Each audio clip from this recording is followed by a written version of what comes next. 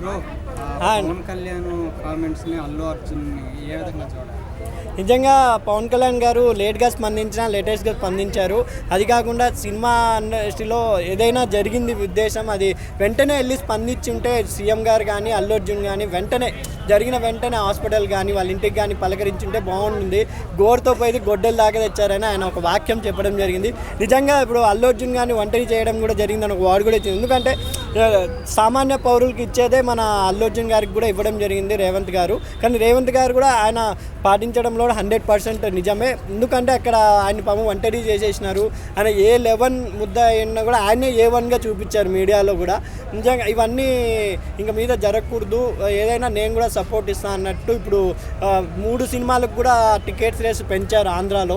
ఇక్కడ కొంచెం ఆ సంఘటన వల్ల కొంచెం ఎక్కడో మైనస్ అయింది కాబట్టి పవన్ కళ్యాణ్ గారి చనువతో ఆంధ్రాలో చాలా ఈ 3 సినిమాలకి 150 నుంచి 200, 300 బెనిఫిట్ షోలు కూడా పెట్టాం. చూడాలి ఇంకా సంక్రాంతికి అక్కడ ఎలా ఉండబోతుందో.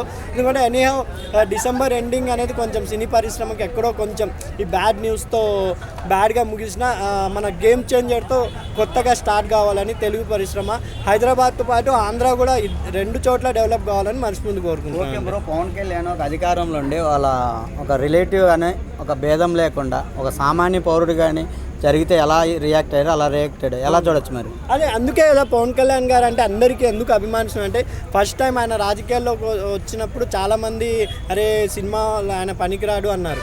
ఆయన డిప్యూటీ సీఎం అయినాక ఆయనకి ఎందుకు డిప్యూటీ సీఎం ఇచ్చారు అన్నారు.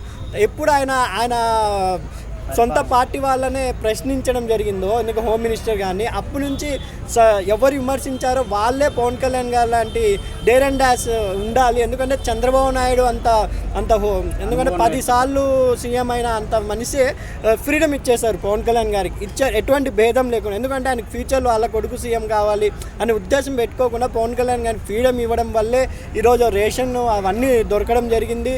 అది కాకుండా పవన్ కళ్యాణ్ గారి క్రేజ్ మోడీ గారి దగ్గర కూడా చాలా ఉంది. కాబట్టి నిజంగా ప్రధాని గారు దేశం గర్వించదగ్గ ప్రాధాన్యంలో మోడీ గారు కూడా ఒకరు. అలాంటి మోడీ గారు కూడా పవన్ కళ్యాణ్ గారి అభిప్రాయాన్ని గౌరవిస్తారు. కాబట్టి పవన్ కళ్యాణ్ గారి ఇమేజ్ ఇంకా పెరుగుతుంది. ఇంకా 4 సంవత్సరాల్లో కంపల్సరీ ఆంధ్రప్రదేశ్ని ఒక చిన్న మినీ హైదరాబాద్గా అయినా చేస్తారని నా అభిప్రాయం.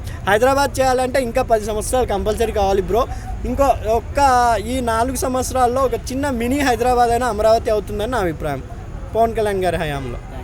ఓకే.